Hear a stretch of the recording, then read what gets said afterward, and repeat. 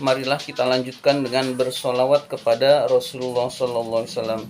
Ya Rabbi bil Mustafa balligh maqasidana waghfir lana ma madha ya wasi'al karami. Ya Rabbi bil Mustafa balligh maqasidana waghfir lana ma madha ya wasi'al karami.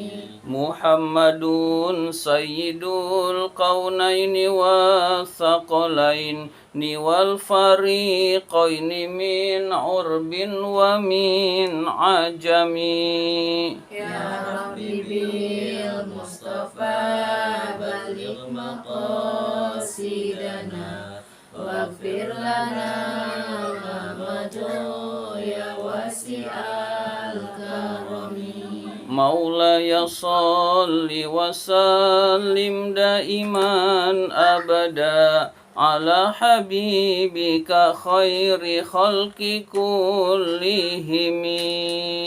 Ya Rabbi bil Mustafa balligh maqasidana waghfir lana ma madha ya wasi'al karami. Huwal habibul ladzi turja syafa'atuhu likulli haulim minal ahwali muqtahimi. Ya Rabbi bil Mustafa balligh maqasidana waghfir lana ma madha ya wasi'al karami. Marilah kita lanjutkan pembahasan kitab Kifayatul Atqiya. Sekarang masih halaman 13, baris ke-16 dari atas. Halaman 13, baris ke-16 dari atas. Depannya yakni, ila akhirihi, lalu yakni. Nah, setelah syair itu dua setelah syair. Baris kedua setelah syair. Bismillahirrahmanirrahim. Depannya yakni. Yakni yaitu. Yakni artinya yaitu, atau musannif pengarang kitab ini menghendaki makna yang dimaksud dari syair. Yakni yaitu likulli wahidin, bagi setiap salah seorang, minal qaumi, dari kaum. Jadi bagi setiap salah seorang dari kaum itu adalah orang yang berjalan menuju Allah Subhanahu wa taala. Jadi orang-orang yang berjalan menuju Allah, mencapai keridhaan Allah, tiap orangnya maslakun, memiliki jalan, ikhtarahu, yang dia pilih, wasalakahu, dan dia menempuhnya, fayasiru, maka dia menjadi wasilan, sampai ilallahi ta'ala, kepada Allah ta'ala, min zalikal maslaki, dengan jalan tersebut. Jadi orang yang berjalan menuju Allah, mencari keridhaan Allah, itu caranya bermacam-macam. Ada yang caranya dengan mengajarkan ilmu, ada yang caranya dengan dia bekerja, lalu hasil sebagian kerjanya dia bersedekah di jalan Allah. Ada yang memperbanyak puasa sunnah, ada yang memperbanyak tahajud. Jadi jalan menuju Allah itu beraneka ragam, tetapi harus ada standar. Standar utama adalah setiap yang wajib harus dikerjakan, setiap yang haram harus ditinggalkan. Baru setelah itu cara yang lain berbeda-beda. Misalkan ada orang yang rajin tahajud lalu puasa sunnah, tidak sholat 5 waktu, maka tetap celaka orang tersebut. Jadi ada standar-standar, yaitu sholat 5 waktu dia pasti kerjakan. Enggak kerjakan berarti meskipun dia kelihatannya ahli ibadah, dia keliru jalan. Jadi sholat 5 waktu wajib, zakat wajib, pergi haji jika mampu wajib, kemudian yang haram dia tinggalkan. Misalkan ada orang yang rajin ibadah, lalu dia minum minuman keras. Wah, buat wali mah boleh. Nah, itu keliru. Jadi baik waliullah maupun orang biasa minum minuman keras itu haram. Jadi ada standarnya. Yang wajib itu dikerjakan, yang haram itu ditinggalkan. Lalu setelah itu cara berjalan mendekatkan diri kepada Allah tiap orang beda-beda.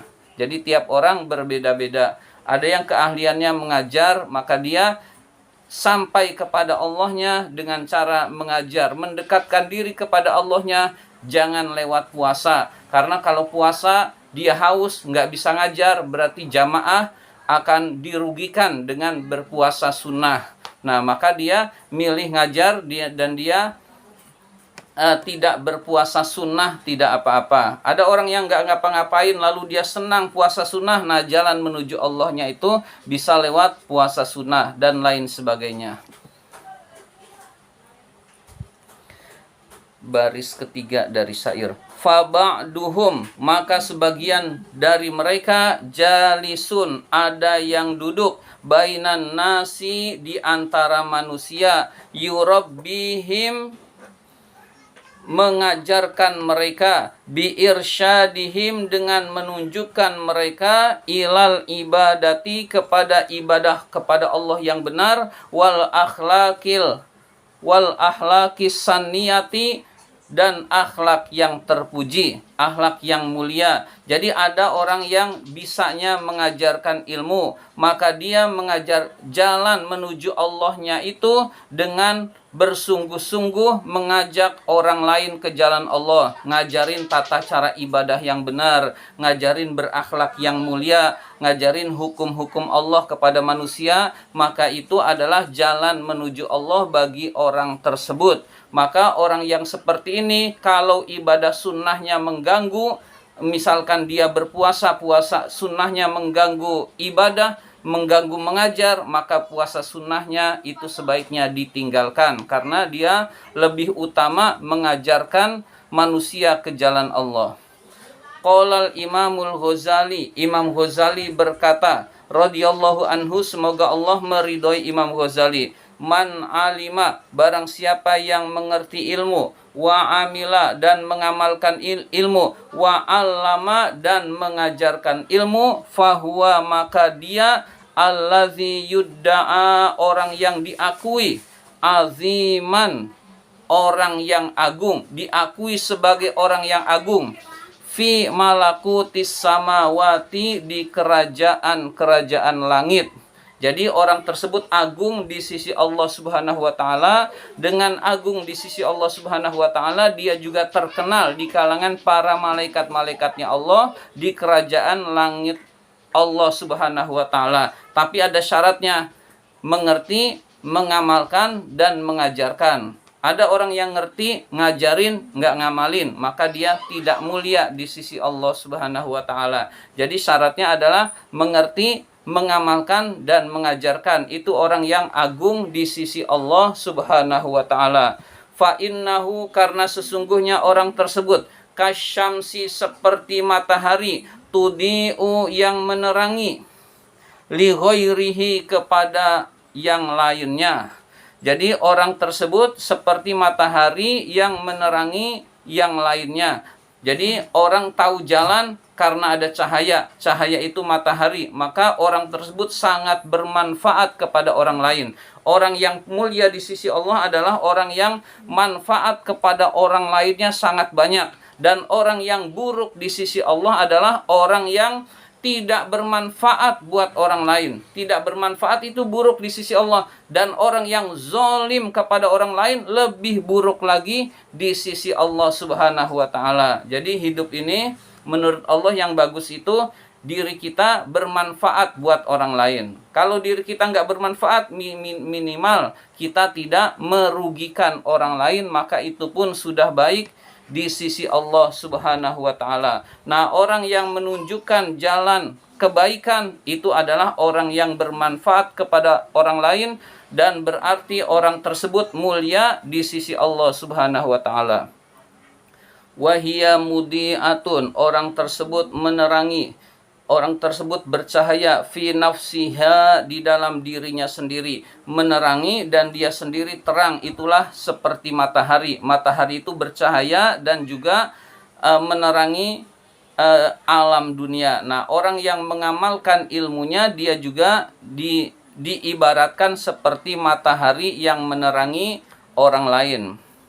Wakal miski, dan seperti minyak wangi, allazi yutayyibu, yang memberi harum, ghairahu, kepada selain dirinya, wa huwa thayyibun, dan dia sendiri wangi, Jadi dia itu seperti minyak wangi yang orang lain akan mencium baunya dan dia sendiri dalam keadaan wangi. Nah, itulah orang yang berilmu, mengamalkan ilmunya dan mengajarkan kepada orang lain. Kalau kita bisa seperti ini, maka itu pun hal yang baik di sisi Allah. Tapi orang tidak harus seperti ini.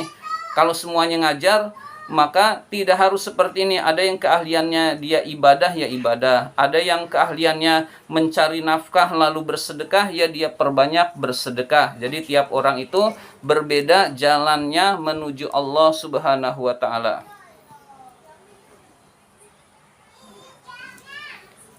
Wamah mashtaghala, tatkala dia sibuk, bitta'limi, dengan mengajarkan, faqad taqallada, sungguh dia bergantung, amron, kepada urusan, aziman, yang besar, jasiman dan besar. Aziman dan jasiman itu artinya sama, besar. Falyahfaz, maka jagalah adabahu, adabnya. Jadi orang yang mengajarkan kepada orang lain, dia berada di dalam urusan yang besar. Urusan yang besar itu dia itu menjadi panutan dan dicontoh, maka dia akhlaknya harus dijaga. Orang yang mengajar akhlaknya tidak terjaga, ngomongnya seenaknya, maka orang lain akan mencontoh dan dia pun ikut menanggung dosanya karena dia mengajarkan yang tidak baik kepada orang lain. Berarti dia harus berhati-hati terhadap akhlak dan adabnya. Itu ada alif ha, itu namanya intaha. Intaha itu artinya selesai perkataan. Maksudnya selesai perkataan adalah selesai perkataan Imam Ghazali. Jadi ada alif dan ha, itu artinya intaha, artinya selesai perkataan Imam Ghazali. Selanjutnya, wa ba'duhum, sebagian mereka, yuksiru, memperbanyak, al-aurada, wirid itu amalan-amalan sunnah, yaitu wadhaifal ibadati, kegiatan-kegiatan ibadah, minas sholati, berupa sholat, wasaumi, berpuasa, wa qiraatil qur'ani, membaca Al-Qur'an, wa tasbihi, tasbih. Jadi ada orang yang kegiatannya memperbanyak sholat sunnah, ada orang yang kegiatannya memperbanyak puasa, ada orang yang kegiatannya membaca Al-Qur'an. Itu semua adalah bagian dari jalan menuju Allah. Kita bisa berbeda-beda caranya. Yang senangnya baca Quran, dia senang baca Quran, perbanyak baca Quran untuk mendekatkan diri kepada Allah. Yang rajin sholat malam, kemudian dia sholat sunnah dia jalankan, terutama sholat tahajud, karena sholat sunnah yang paling utama adalah sholat malam.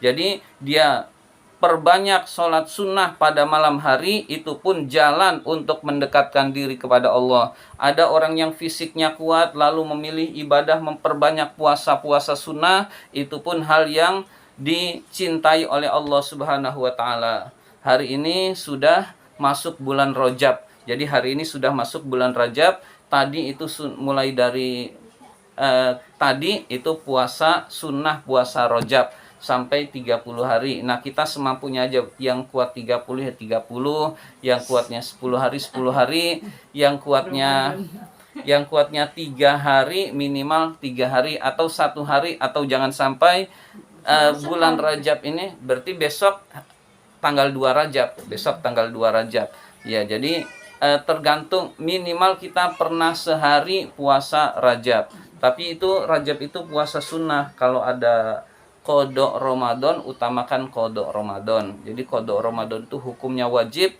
Lalu yang sunnahnya boleh diniatkan, boleh tidak. Yang utamanya qada Ramadan. Jadi qada Ramadan itu wajib, lalu puasa sunnahnya itu kita niatkan boleh, enggak diniatkan juga tidak apa-apa, tapi keutamaan itu dapat. Jadi misalkan kita puasa Senin Kemis, tapi punya hutang, udah jangan niat Senin Kemis, niat aja qada Ramadan yang kemarin punya hutang. Nah, nanti keutamaan Senin Kemisnya itu otomatis. Tapi kalau niatkan Senin Kemis, dia tetap punya hutang. Dia tetap punya hutang puasa. Jadi utamakan mengqada puasa wajib. Niatkan mengqada puasa wajib. Maka kita akan selamat karena yang wajib kita tunaikan. Selebihnya yang sunnah. Ya, jadi di antara mendekatkan diri kepada Allah ada yang memperbanyak puasa-puasa sunnah. Ya, jadi puasa-puasa sunnah. Wat tasbiha dan tasbih, wat tasbihi dan tasbih. Fahadza ini adalah min darajatil mutajarridina, derajat orang-orang yang tajrid lil ibadati untuk ibadah. Jadi tajrid itu tidak membutuhkan kerjaan. Dia itu rezekinya ditanggung oleh Allah Subhanahu wa taala dan dia yakin dan selalu mengalir. Jadi orang yang enggak kerja, dia hanya ibadah, rezekinya mengalir, itu terus-menerus ada. Nah, kalau kita belum sampai ke makom tajrid, yaitu kita enggak kerja ya enggak makan. Nah, makom kita beda, Investasi kan Pak Ustadz ya. Kenapa? Iya. Investasi. Iya. Jadi orang yang tajrid itu kalau waliullah itu banyak yang tajrid. Jadi dia enggak ngandelin investasi juga, enggak ngandelin kontrakan juga. Pokoknya rezekinya itu dia tawakal kepada Allah, urusan dia ibadah dan tidak minta-minta kepada manusia. Jadi kalau ada orang yang ibadah kemudian sambil minta kepada manusia karena dia ibadah nggak mau kerja, itu keliru, nggak benar. Orang itu udah nggak ngarepin dikasih manusia, pokoknya dia ibadah kepada Allah. Jadi ada orang yang makomnya tajrid, iya, yakin kepada Allah dan rezeki diberi oleh Allah, selalu dikasih oleh Allah Subhanahu wa taala. Dan makom tajrid itu sedikit, ya, orangnya sedikit.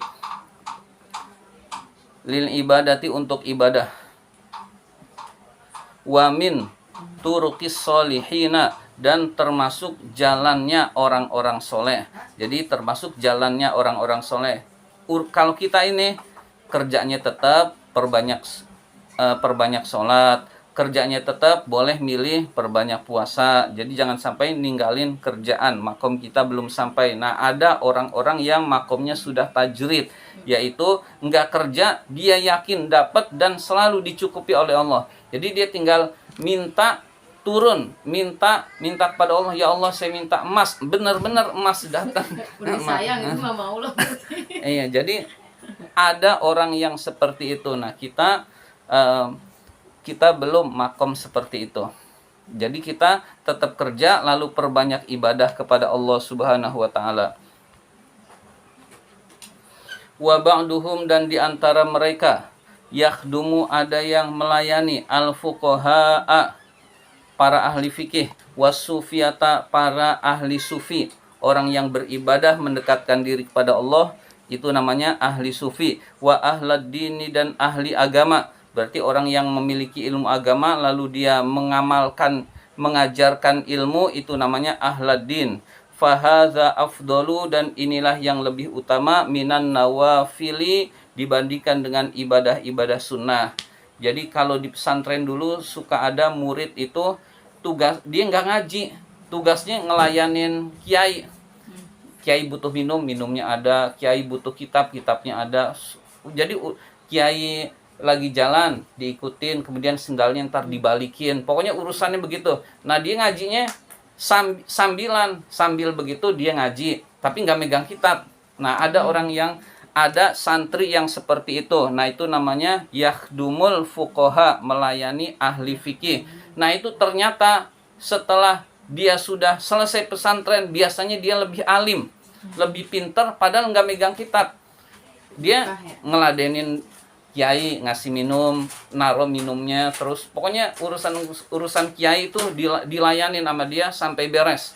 Ya, lalu ngajinya sambil melayani itu sedengernya. Kadang-kadang ada urusan jadi nggak dengar, kadang-kadang urusan melayani kiai jadi nggak dengar, nggak dengar pelajaran, tidak seperti santri-santri lain. Tapi biasanya orang yang seperti itu ilmunya lebih banyak, dapat ilmunya lebih banyak. Nah, itu anugerah dari Allah Subhanahu wa taala tersendiri.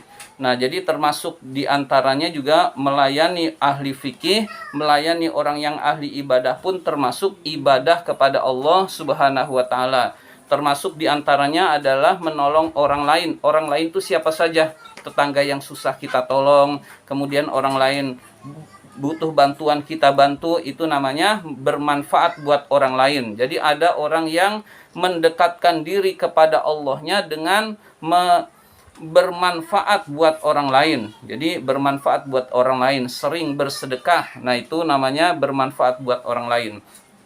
Fahaza afdolu, maka ini lebih utama minan nawafili, daripada ibadah-ibadah sunnah. Li'annahu, karena sesungguhnya hal ini, melayani ini, baik melayani ulama maupun melayani orang lain yang membutuhkan, ibadatun, adalah ibadah, wa i'anatun, dan menolong, lil muslimina, kepada orang-orang muslim lain. Jadi ini termasuk salah satu ibadah. Ada orang yang ngaji nggak terlalu bisa, sholat biasa-biasa saja, tapi senang membantu orang lain, maka bisa jadi ini cara mendekatkan diri kepada Allahnya. Itu orang beda-beda, jadi nggak harus seragam sama, ngajar semua, itu tidak harus. Jadi cara mendekatkan diri kepada Allah itu beraneka ragam. Kita habiskan. Wa qala sayyidi, junjunganku berkata, yaitu Abdul Qadir Al-Jailani. Jadi junjunganku Sayyidi Abdul Qadir, Syekh Abdul Qadir Al-Jailani radhiyallahu anhu, semoga Allah meridhoinya, berkata. Nah, Syekh Abdul Qadir itu orang yang ibadahnya udah luar biasa. Sultanul Aulia. Sultanul Aulia itu pemimpinnya para wali. Jadi para wali sedunia, pemimpinnya itu Syekh Abdul Qadir Al-Jailani. Berarti makom derajatnya di sisi Allah itu sangat tinggi. Jadi beliau itu kalau habis Isya, ba'da Isya sampai subuh itu wudunya belum batal. Isinya ibadah sepanjang malam tersebut.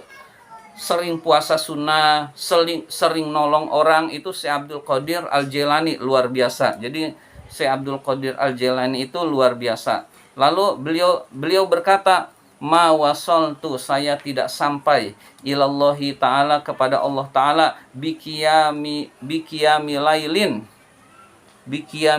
dengan qiyamul lail. Saya ini sampai kepada Allah bukan dengan qiyamul lail saya, wala siyaminaharin, bukan juga dengan puasa saya di siang hari. Padahal dia puasanya luar biasa, ibadah sholatnya luar biasa.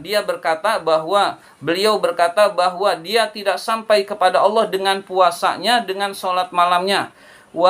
Walakin, tetapi, wasaltu, saya sampai kepada Allah, ilallahi ta'ala, kepada Allah ta'ala, bil karomi, dengan sifat dermawan, senang bersedekah, senang nolong orang. Jadi Syekh Abdul Qadir Al-Jailani itu sampai kepada Allahnya, mencapai kedudukan tinggi di sisi Allahnya karena bersedekahnya. Wa tawaddu'i, dan sifat rendah hatinya, sifat tawaddu'nya, sifat rendah hatinya. Wa salamati sodri, dan selamat hatinya dari kekotoran hati. Jadi hatinya bersih, selalu dibersihkan, tidak ada benci sama orang, tidak ada hasud kepada orang, tidak suka melukai perasaan orang lain. Jadi hatinya itu selalu bersih, tidak mudah tersinggung, dia selalu hatinya itu bersih, husnuzon. Jadi hatinya bersih, tidak ada dendam, tidak ada permusuhan. Itulah Syekh Abdul Qadir sampai derajatnya tinggi di sisi Allah lantaran kedermawanan, tawadu, dan selamat hatinya. Jadi hatinya bersih. Intaha, itu ada alif ha yang saya sebutkan tadi, itu artinya intaha, selesai sudah. Maksudnya selesai sudah perkataan Syekh Abdul Qadir Al-Jailani. Wa ba'duhum, dan di antara mereka yahmilul hataba, memikul kayu bakar, wa nahwahu, dan semisalnya kayu bakar atau lain-lainnya, wa yubayyi wa yabi'uhu, dan menjualnya fisuqi, di pasar.